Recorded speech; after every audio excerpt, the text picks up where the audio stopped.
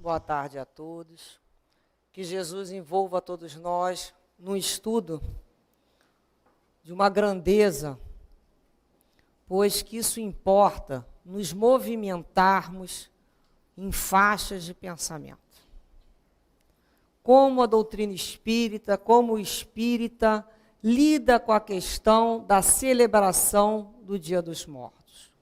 Qual é a nossa posição mental? Qual é a nossa atitude perante a sociedade nesses dias de grande movimentação na coletividade em que vivemos? Primeiro, não podemos esquecer que esse sentimento de culto aos mortos, ele pertence a épocas muito remotas, muito recuadas, e que foi, de alguma maneira, sendo sedimentada essa ideia, esse sentimento, em todas as religiões, em todas as culturas religiosas, esse sentimento existe, daqueles que partiram. Não vamos tratar aqui das terras orientais, porque isso é certo, o culto que eles têm pelos antepassados. Vamos nos referir aqui a uma certa retrospectiva no próprio Ocidente. Então, nós vamos lembrar daquelas sociedades primitivas que se inclinavam, né, ao culto da agricultura. Eles eram ligados a atividades agropastoris e tinham o culto da agricultura, tinham o culto da fertilidade. O que eles acreditavam? Eles acreditavam, naquela época, como eles só lidavam muito com a terra e com a agricultura, que plantando os seus mortos, a expressão que eles usavam era plantar, enterrar os seus mortos perto dos terrenos da agricultura deles. Que eles ali surgiriam com mais força e vigor, como se fosse uma semente, uma planta, que eles plantassem num terreno fértil.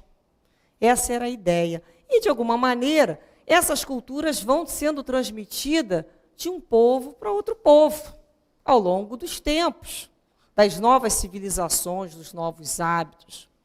Leon Denis, no livro Depois da Morte, conta que é uma iniciativa gaulesa, né, do gaulês, a ideia de celebrar os mortos. Eles escolhiam o dia 1º de novembro para fazer a festa dos espíritos. Mas eles não faziam essas festas junto às sepulturas, não. Essa celebração, ela ocorria dentro de casa, dentro do lar, num ambiente aconchegante. Os gauleses, então, eles não reverenciavam os cadáveres. Eles reverenciavam a alma imortal que prosseguia. Isso para eles era tão importante que eles começavam a comemorar essa festa do Dia dos Mortos, dos espíritos, na véspera, que seria o dia 31 de outubro, que coincidia com o fim do ciclo da última colheita e o início do inverno na Europa. Esses espíritos, eles acreditavam que na época do inverno, sentindo muito frio nas suas tumbas, né, sairiam de lá e viriam visitar as suas antigas moradas que estavam aquecidas. E dariam ali orientação para os familiares e os protegeriam. Esses bons espíritos, para confundirem os maus espíritos, eles se fantasiavam. O que a gente vai saber da fantasia do dia 31? É que vai dar origem à tradicional festa, que hoje se chama festa do Halloween. Principalmente na América, se vê muito essa festa, né? Na América do Norte, com aquelas abóboras, aquelas crianças se fantasiando. Isso vem dessa origem. Então, nós vamos percebendo que as coisas vão sendo repassadas de uma fase histórica a outra. O tempo passa, Roma domina ali os países da Gália, expulsa dali os druidas e impõe o cristianismo naquela região da Gália, os romanos, o Império Romano. O que acontece? É nesse momento, então, que a religião cristã vai absorver a cultura da celebração pelos mortos. Porque naquele ambiente é o ambiente do povo celta, que já fazia a celebração, esse culto do dia 1º de novembro. Então, a religião cristã absorve essa...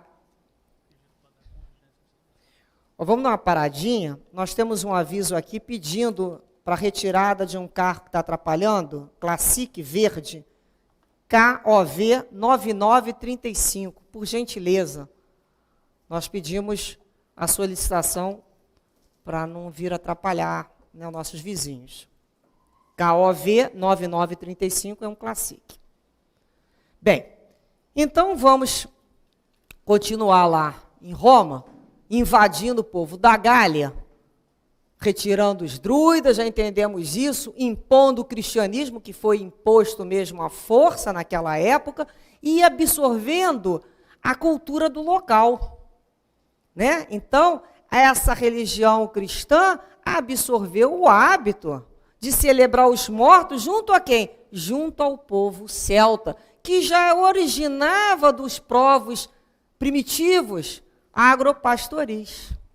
Isso, na realidade, cada um vai dando a sua ajeitada.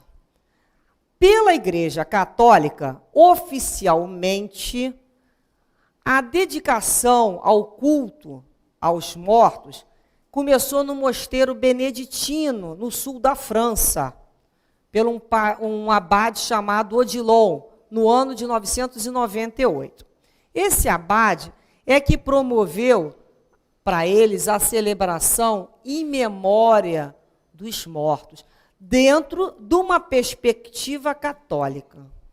Então ele orava para essas almas que já se foram dentro da perspectiva católica, ou seja, para as almas que se encontram no purgatório pela Igreja Católica. E o que vem a ser esse purgatório pela Igreja Católica?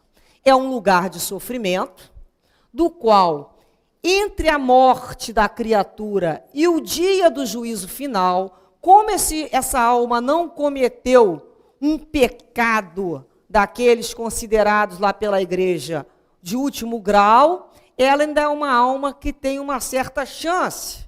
Então ela vai para o purgatório, ela entra nesse fogo, que é um fogo como o fogo do inferno para os católicos, para se purificar.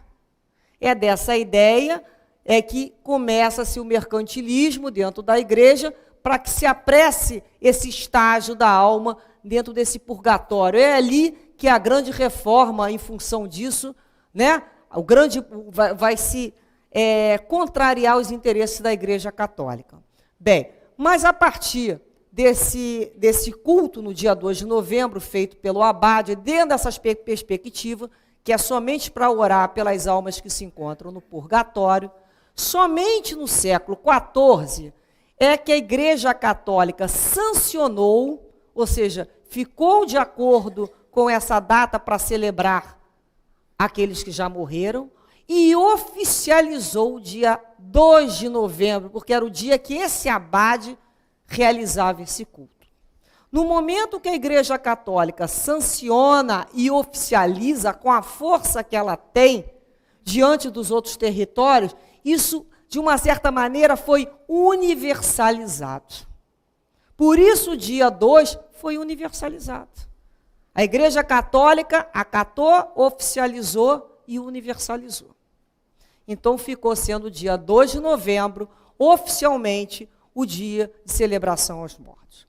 A legislação vigente, à época, com os interesses do Estado, é um Estado que tem interesse junto à Igreja, desde o início da concepção do Estado, o que faz?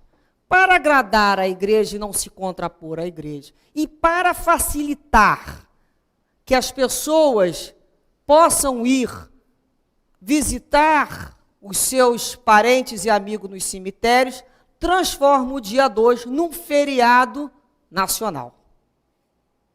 Então, a legislação vigente transforma. Então, o dia 2 de novembro, ele é uma data eclesiástica e oficialmente celebrada no dia 2 de novembro como culto aos mortos.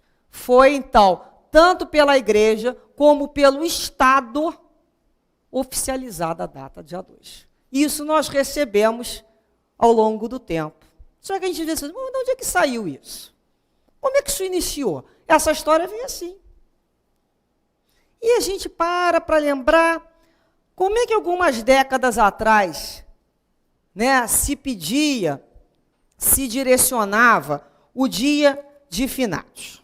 Como é que era isso? O pedido, né, a gente tinha um registro do dia de finados, que é aquele dia de silêncio, que se usava roupas escuras, nas casas não podiam ligar televisão, não podia botar música, o comércio era todo fechado, os gestos eram compungidos, as pessoas tinham que fazer aqueles gestos, era tudo em função daquele momento. Com o passar do tempo, esses hábitos foram sendo diluídos, não obstante, na data 2 de novembro, ainda, a grande maioria das pessoas escolhem como dia para manifestarem o pensamento pelos seus queridos que a precederam na praça espiritual e buscam os cemitérios, acreditando que lá está a grande morada daquele que se foi. Só o que a gente percebe? A gente percebe que houve uma transferência daquele foco emocional, daquele foco sentimental, para o foco comercial. Houve uma concentração comercial, um mercantilismo. Porque o interesse é da venda de flores, de velas, de santinhos, de amuletos, de escapulários. É o mês que as pessoas resolvem consertar os túmulos. E começa-se algumas pessoas a criar até um culto meio estranho. Como se aquele túmulo fosse uma antessala de visitas. Começando ali a criar um culto em torno daquele túmulo. E nós sabemos que isso é muito complicado para o espírito. Porque o espírito, ele vem atender aqueles que amam o chamado, o pensamento, eles são para ali atraídos. Vendo aquela pessoa que ele ama, ainda naquela faixa mental tão presa à matéria. E quando a gente começa a fazer e agir dessa maneira, por que a gente age dessa maneira? Porque é mais cômodo. A gente se prende ao formalismo, a gente se prende às convenções e esquece do principal, do que é essencial. E o que é o essencial? É o sentimento. O meu sentimento por aquele que se foi. Esse é o principal. Então, a gente começa a lembrar que quando a gente começa a agir muito preso a esse formalismo, quem está morto somos nós. Nós é que somos os mortos. Mortos porque estamos enfronhados aí na matéria, de uma maneira, e alheios à vida espiritual. Foi por isso que Jesus disse, né? Deixa o cuidado, deixa aos mortos o cuidado de enterrar os seus mortos. Deixa aos mortos esse cuidado de ficar enterrando morto. Tu, porém, vai e anuncia o reino de Deus. Caminha. Então, será quanto que a gente vive em função dessas convenções, transformando convenção no sagrado, em ordenação do Espírito de Deus. Porque a gente não quer pensar. E a gente vai lá e faz um ato protocolar. Existem cemitérios, na Argentina existe um, principalmente que a gente conhece, que existe mesmo sala de visita. Tem porta, tem mesa, tem cadeira, as pessoas sentam. E para ali confabularem. Então a gente começa a perceber o quanto a gente ainda está preso. Qual é a nossa diferença lá da sociedade primitiva que planta e enterra o defunto como se fosse uma planta? Eu acho que eles estavam melhores. Quando a gente começa a acreditar que aquilo é para o defunto, que aquilo é para quem foi, aquelas flores? Ou será que não é para nós, para o nosso orgulho? Será mesmo que aquela vela, aquela luz tão frágil, é capaz de alcançar um espírito? Tem que começar a pensar. Que santinho é esse que ele vai receber ali? Se o maior prêmio, o maior presente que podemos dar é a nossa lembrança, é uma prece. Então a gente começa a mudar de faixa de raciocínio, de pensamento. E para o protestante, né, para o evangelho? Para eles, não existe espaço entre a morte e o dia do juízo final. Então, se é para fazer alguma prece, que se faça enquanto está vivo, porque morreu, acabou. Para o protestante, enquanto há vida, há esperança. E após a morte, mais nada se pode fazer. Essa é a ideia dos nossos companheiros que são evangélicos, do qual nós temos que ter respeito. Respeitar cada maneira de cada um raciocinar. Nós aqui estamos vendo como espírita, porque nós estamos numa casa espírita. Então, como o espírita tem que se posicionar? Bem, o que o espírita pensa? A gente vai lembrar lá de Deus, Jesus contando. Deus é pai dos vivos. Deus não é pai de mortos. Jesus falou isso para os saduceus. Vivos. Todos estão vivos. Quem está diluído, quem está sendo transformada a matéria, é o corpo físico. É uma roupa que está sendo trocada, é uma roupa que está imprestável, é uma roupa que não serve mais. O espírito prossegue, altaneiro. A doutrina espírita nos ensina a respeitar e muito esses que partiram, com muito respeito. Mas não temos mais a necessidade de manifestar esse sentimento de fraternidade, materializando esse sentimento de frente a um túmulo, nem de uma data específica. Não há mais a necessidade de materializar esse sentimento. Nós vamos aprender a sublimar, a entender a força do pensamento, dos sentimentos, o que é essencial. E nós vamos, de alguma maneira, educando esses espíritos também. Muitos espíritos acreditam que só podem se comunicar se estiverem ali, quando eles são muito presos à matéria. Porque a família só os busca ali. Nós gostaríamos de ser lembrados somente uma vez no ano? Não é bom ser lembrados? É muito bom. Como é bom ser lembrado? Com carinho, com respeito. Ah, me lembrei de você. Você estava onde? Estava no cemitério. Poxa, não tinha um lugarzinho melhor para lembrar de mim? Não é? Não podemos pensar assim? Tantos lugares bonitos. Dentro de casa, no mar, perto da natureza. Lembrei de você. Olha como isso é bom. Transmitiu ao outro essa lembrança. Então, a doutrina espírita, sim, acredita nessa lembrança, mas não na materialização desse sentimento de fraternidade. No Livro dos Espíritos, nós recebemos as lições do plano espiritual, que vai da questão 320 a 329, comemoração do Dia dos Mortos, que vocês deveriam ler com mais calma depois, e vem lições muito preciosas.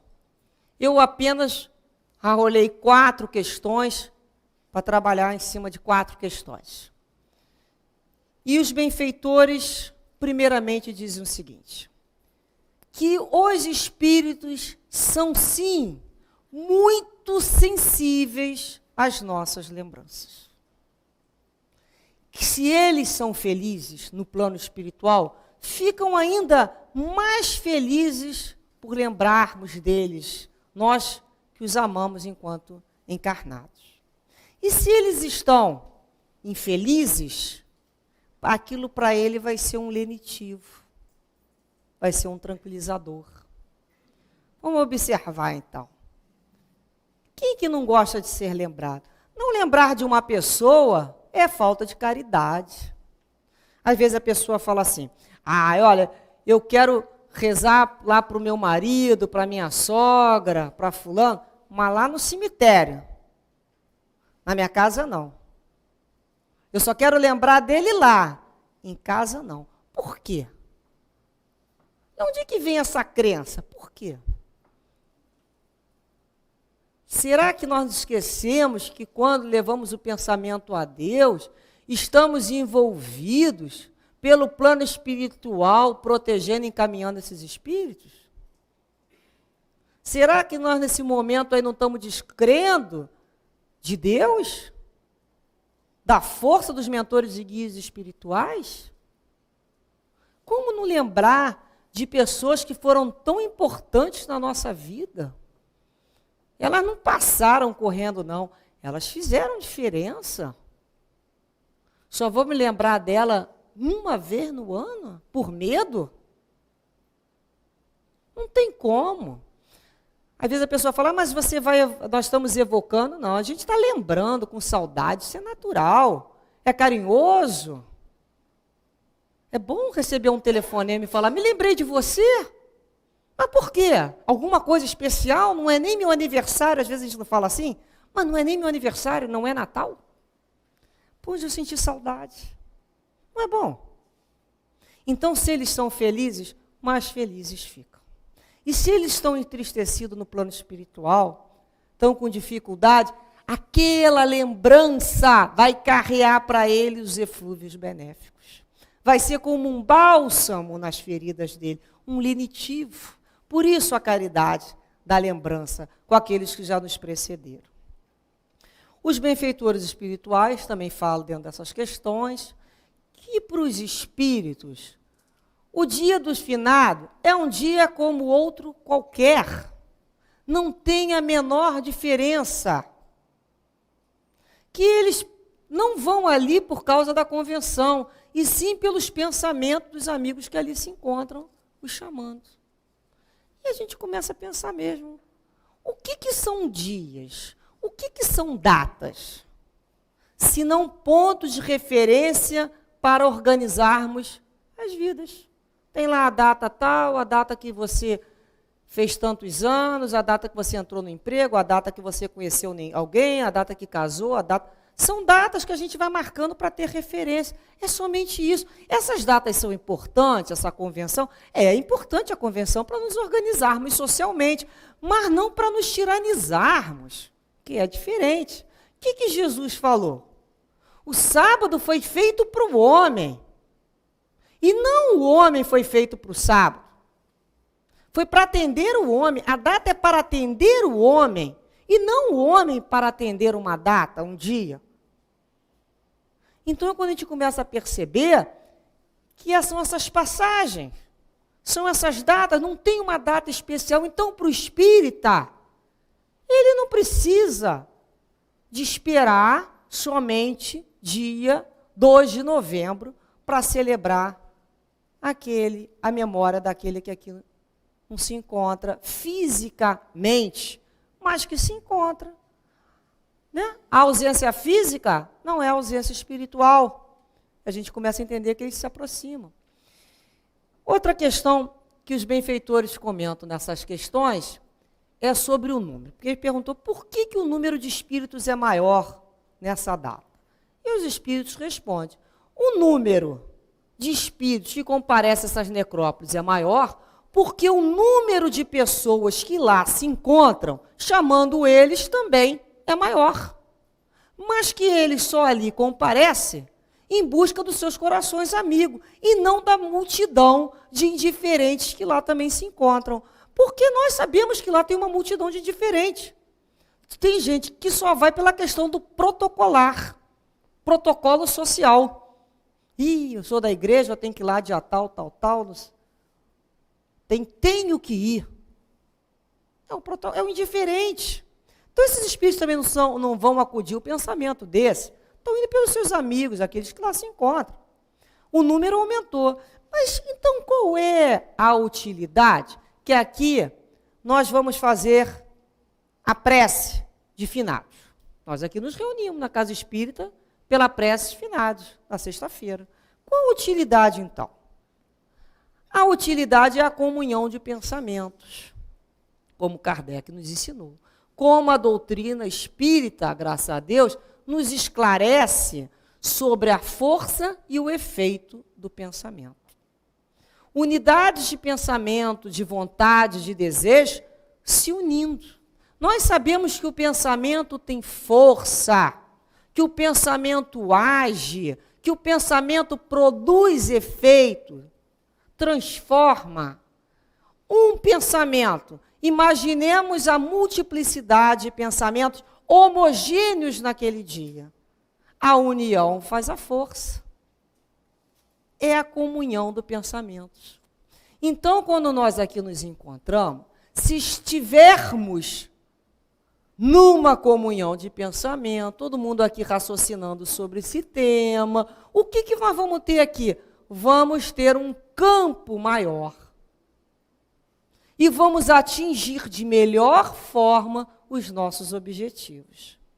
Um campo de pensamentos homogêneos, que pensamos no mesmo diapasão, de forma benévola, pensando em paz, em carinho, nós encontramos aqui o quê? Esse bem-estar.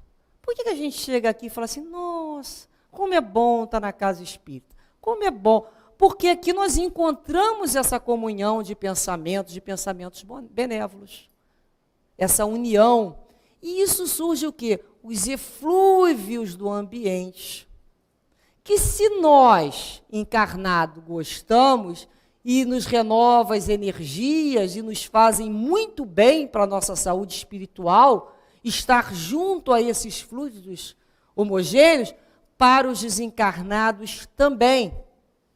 Chegam a eles como se fossem perfumes, os envolvendo, os pacificando.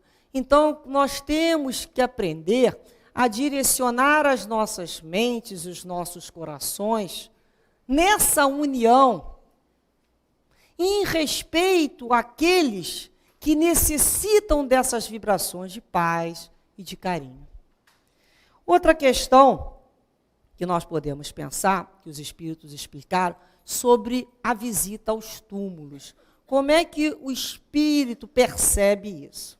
Os espíritos dizem o seguinte no Livro dos Espíritos, que é apenas uma maneira, visitar um túmulo, é uma maneira de manifestar que se lembrou de alguém. É a exteriorização de um ato, o ato de lembrar. Apenas isso. Mas é a prece que santifica o ato. Portanto, o lugar pouco importa. O importante é o que tem no coração. Então, para os espíritos, se a pessoa faz questão de ir lá, ele vai. Mas a gente começa a perceber que às vezes somos nós que nos respeitamos a necessidade do companheiro espiritual. Por quê, né? A gente quando... cada local, ele tem uma referência. Nós temos locais de referência para conversar com nossos entes queridos, muito mais ajuizados. Então, para eles, é apenas uma maneira de se manifestar que se lembrou deles. É, mais uma vez, o que se chama exteriorizar, materializar um ato, mas que é a prece que santifica essa atitude. Então, o local pouco importa. Nós vamos, então, a partir desse informe do Espírito, mudar e falar assim, não está lá aquela criatura que eu amo, não se encontra no túmulo as pessoas que eu amo, não pode ser que esteja ali, e que se for um espírito muito materializado ainda, um espírito que ainda tem necessidade de frequentar esse lugar. Eu, quando entrar em oração aqui na casa espírita, eu irei atrair ele para cá. Porque aqui é um hospital. Aqui é um hospital de socorro espiritual. Aqui é um local adequado para atender esses companheiros, que ainda podem estar presos à matéria. Então, mais do que nunca, é importante que caminhemos para o centro espírita, que é o local que se socorre espírito. Onde é que se socorre espírito? Eles não vão ser atendidos em outros templos religiosos. Aqui é o local que eles vão ser atendidos. Eles são atendidos nas palestras, que isso aqui realmente é um momento que a gente pode chamar de desobsessão coletiva. Muitas das nossas ideias e pensamentos aqui vão sendo desfeitos, essas energias, esses raciocínios. Eles são levados aqui no plano espiritual para tratamento na área da cura. Eles aqui são levados para estudar, até para parar mesmo, para pensar, para refletir com seus orientadores, num ambiente mais adequado às suas necessidades, um ambiente adequado aos seus fluidos. A gente tem que pensar que eles são muito sensíveis. Então não nos cabe manter, se eles estão, mas se o espírito for ainda preso a essas questões da matéria, mais do que nunca é momento de nós nos direcionarmos para locais que eles possam ser atendidos, atraídos pelos nossos pensamentos. Atraídos. Vocês vejam aqui no centro, nós temos a reunião no Céu e Inferno, e essa reunião na segunda-feira é muito importante para que o espírito ouça e acompanhe as leis divinas.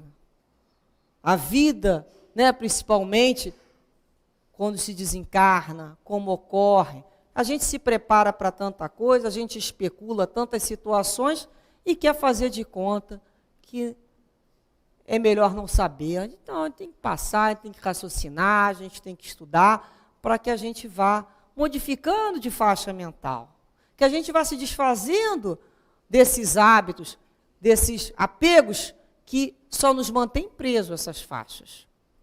Bem, então, qual seria a posição mental do espírita diante de tudo isso que nós falamos, quando ele se recorda daqueles que já partiram?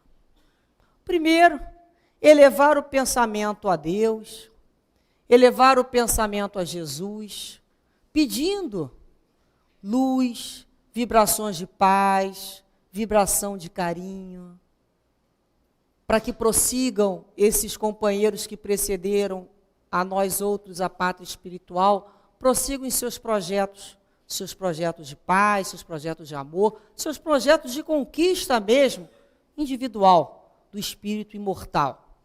Essa é uma ideia, elevar esse pensamento. O segundo momento, o respeito pela lembrança desses entes queridos. Respeito, porque não é momento para desespero. O nosso desespero os atinge. O nosso desespero é deseducação moral. É falta de confiança em Deus. É falta de confiança neles mesmos.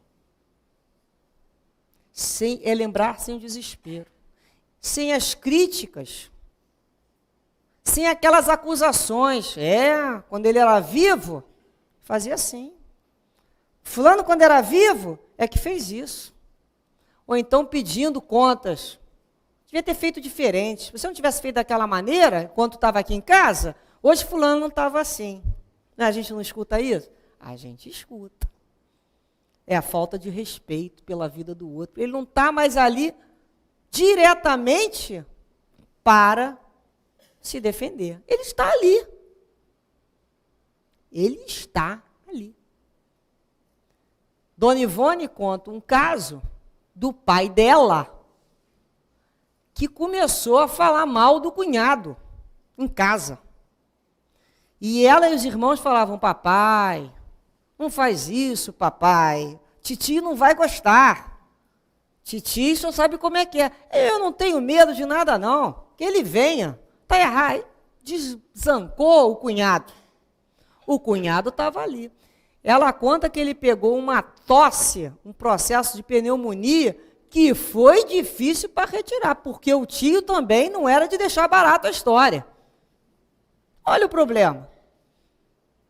Como é sábio ficar calado às vezes, não é?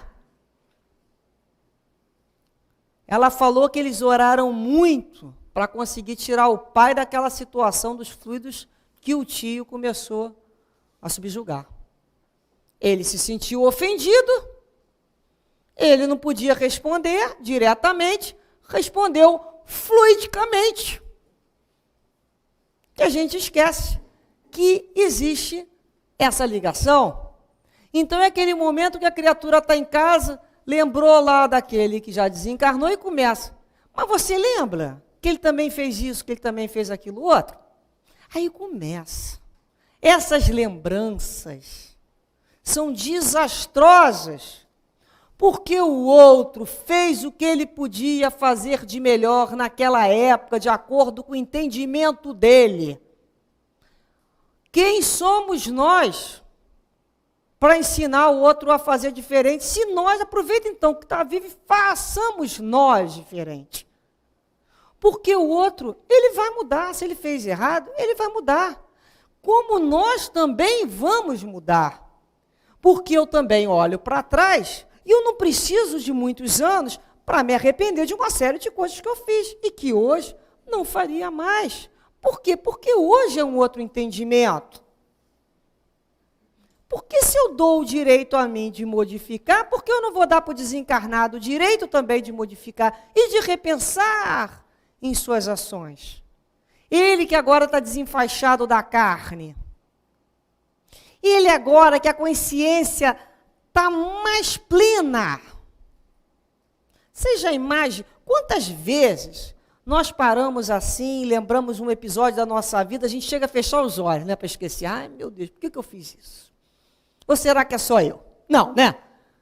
Não vamos desanimar. Somos nós. A gente fecha os olhos e fala assim, ai, por que eu fiz daquela maneira? A troco de quê? Puro capricho da alma. E muitas vezes a gente sabia já como fazer certo, muitas vezes, mas naquele momento de escolher entre fazer o certo e ainda vigorar aquelas emoções inferiores da desforra, da vingança, foi aquela que venceu. Aquela é que dá mais dor, porque a gente sabia já escolher, mas a gente escolheu pelo que a gente já estava acostumado a viver. As nossas sombras.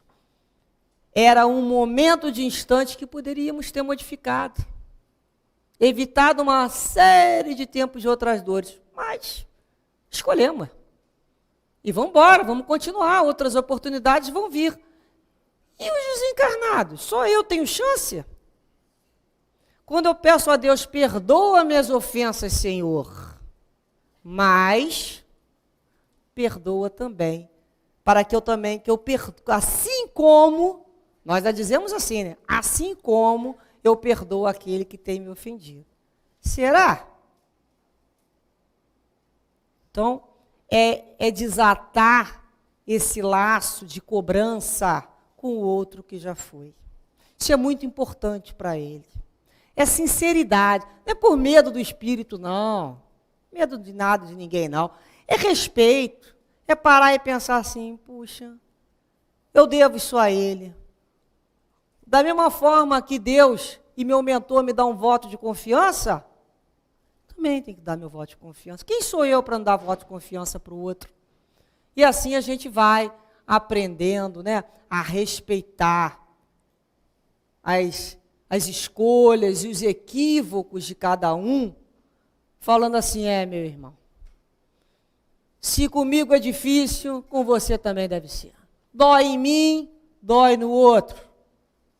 Eu estou cheia de problema, você também tem direito a ter. A gente começa a raciocinar e vai liberando esses que partiram com esse sentimento de respeito pela vida e pelas conquistas que eles fizeram. Outra questão que a gente vai lembrar é que a oração é a oferta mais preciosa que podemos dar para aqueles que nos precederam. Lembrando da Joana de Ângeles, no livro Lampadário Espírita, ela diz o seguinte: transforma aquela moeda que você ia comprar, flor, vela, santinho, transforma essa moeda em livro, em leite, em pão, em remédio, em agasalho, para aqueles que são mais desfavorecidos. Que bonito, né? A gente oferece o que temos de mais precioso, uma oração. Tem presente mais valioso do que alguém falar assim para a gente: vou orar, vou fazer uma prece por você? Não tem, não. Porque ninguém vai conseguir fazer na minha vida aquilo que somente eu vou poder fazer. Ninguém vai me salvar de lugar nenhum, não. Mas o outro, quando entra em prece e lembra de mim, e lembra de você, e lembra do outro que partiu, o que a gente tem ali? Forças. Instrumentos para que a gente supere aquela caminhada que está difícil. Como é bom, na hora da dificuldade, aparecer um amigo e falar assim: estou contigo, estou vibrando por você, meu pensamento está ali firme te ajudando a sair dessa situação. Como é importante. Por isso a importância da gente irradiar um pouco de simpatia nos ambientes que nós frequentamos, porque essas simpatias irão se transformar em pensamentos de paz, de harmonia, de energia, para prosseguirmos, porque a vida já é tão difícil. Imagina pensamento de desamor na nossa estrada. É a hora que a gente tem que aprender a calar a boca. Calar a boca mesmo, entrar em oração, em prece. Porque a gente vai ter que começar a se escolher, como o pessoal diz por aí. Você quer ter razão ou quer ser feliz? Quiser ter razão, fica aí discutindo. Mas se quiser ser feliz, recebe aquilo ali com a antena da prece e da oração, sossega teu coração. Porque a gente já está cansado de ficar discutindo para ver quem tem razão. A gente quer paz. A gente quer viver num ambiente de tranquilidade, de harmonia. Pouco me importa ter razão, deixa eu ter razão. Isso daqui na minha vida, daqui a uns aninhos, não vai ter a menor diferença. Às vezes a gente briga por coisas que daqui a pouquinha década ou anos, não tem mais a menor diferença. O importante é estar com a nossa consciência tranquila, o importante é a gente estar com uma ambiência espiritual ao lado de paz, de harmonia, para a gente tocar a nossa vida e dar conta dessa reencarnação. Por que a gente vem aqui tomar passe? Por que a gente está aqui no passo de cura? Por que a gente está aqui no amparo? A espiritualidade está ajudando a gente a dar conta da nossa reencarnação. Não vai resolver o nosso problema, não. No sentido que a gente entende de problema, não, a solução vai vir dentro da gente. Problema? Professora de matemática, quando dá problema, é para o aluno ir para casa e arranjar o que se chama o quê? Soluções adequadas. Não é assim? Qual a solução que você vai encontrar nesse momento? E, de repente, lá na frente, você encontra uma outra solução, ou uma outra solução, você vai desenvolvendo o seu raciocínio e vai encontrando soluções cristãs. É isso que o espírita vem aqui buscar. Soluções cristãs. Então, é esse o pensamento. Vamos modificar, vamos parar de entregar e trocar essas moedas e vamos santificar o nosso ato pela prece, em qualquer lugar, em qualquer momento, entendendo que hoje nós não temos o celular, nós não temos a internet, que nós falamos com os países mais distantes, os continentes mais afastados. Nós temos o celular aqui, ó, o pensamento, ó. E se souber orar com tranquilidade, a linha é boa, né? Às vezes, como a pessoa não tem o hábito de orar, vira um matagal. Aí a linha, a antena é difícil captar. Mas se nós formos construindo sempre, diariamente, o pensamento em Deus, junto aos benfeitores e guias espirituais, de tanto passarmos nesse caminho, isso se transformará numa vereda fluídica, de melhor acesso. Então, quando nós queremos conversar e dizer para aqueles que nos precederam, olha, muito obrigado, hoje me lembrei de você. Nós temos o nosso celular aqui à nossa disposição com uma boa antena de captação e de transmissão. Sinto saudade, sim, mas uma saudade serena. E transforma essa minha saudade em esperança para a tua vida. Desejo que essa minha saudade se transforme em força para que você prossiga o seu caminho, prossiga com luz, que você faça novas conquistas, que estude, que um novo planejamento. Transformo e falo isso pelo celular. E por que não? Aquelas flores, eu as mentalizo. Ideoplastia da flor, vou pela mente, crio um belo de umas flores, de um arranjo, ainda boto um cartãozinho. Minha querida, que saudade tenho de você. E com certeza chegará. Porque a maior força é esse pensamento, é o sentimento de gratidão. E como o Dr. Hermann também nos ensinou, como postura do espírita, para que nesses dias nos afastemos dos ambientes de grande movimentação coletiva, quebrando assim antigos hábitos coletivos que nos induzem a permanecer dentro de faixas mentais que devemos já esquecer, por não mais condizerem com novos padrões de vida. Nós já compreendemos a força dos pensamentos, dos sentimentos. Nós já compreendemos que esses seres, esses amados, esses corações tão queridos, estarão sempre junto a nós. Que nunca iremos parar de amá-los, nem ele a nós. Então, como o Dr. Hermann falou, é quebrar antigos hábitos coletivos que nos induzem a manter dentro de faixas mentais que já devemos esquecê-las. Mas, se dentro de algum coração ainda persiste o desejo de visitar os seus entes queridos nos cemitérios, que vão, mas que possam ir com o coração puro, tranquilo, entendendo que o momento ali vai se ofertar é uma oração, é uma prece, é um envolvimento carinhoso. Possam ir, mas lembrando que já é necessário esquecer esses hábitos antigos e coletivos, para que possamos modificar as nossas faixas mentais, os nossos pensamentos, a nossa própria vida. Nós aqui nos encontramos para renovar ideias. Nós aqui nos reunimos para estudar, renovar a maneira de pensar, baseado no que os nossos benfeitores espirituais nos esclarecem. Se fôssemos para ficar do jeito que nos mantínhamos presos lá atrás, não precisaríamos vir aqui. Não precisaríamos nem reencarnar.